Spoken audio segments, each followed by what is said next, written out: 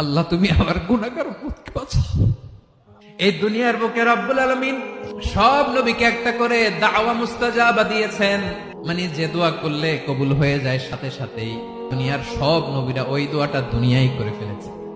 বিশ্বনবী বলবেন, আল্লাহ ওই স্পেশাল দোয়াটা দুনিয়াতে করি নাই, আজকে আমি তোমার দরবারে দাঁড়িয়ে কিয়ামতের দিন ওই দোয়াটা করছি। আল্লাহ আমার যে উম্মতের হৃদয়ে যাররা পরিমাণ ঈমান আছে, আমার একটা উম্মতকেও তুমি জাহান্নামে ঢুকাতে পারবা না।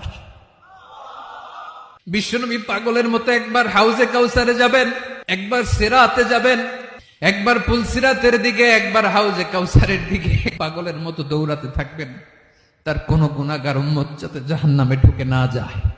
উম্মতি বিশ্বনবী আমার জন্য কাঁদবেন, আপনার জন্য কাঁদবেন, আমাদের জন্য সেদিন কেঁদে কেঁদে জাহান্নামের দরজায় দাঁড়িয়ে আমাদেরকে টেনে টেনে জান্নাতে ঢুকাবেন।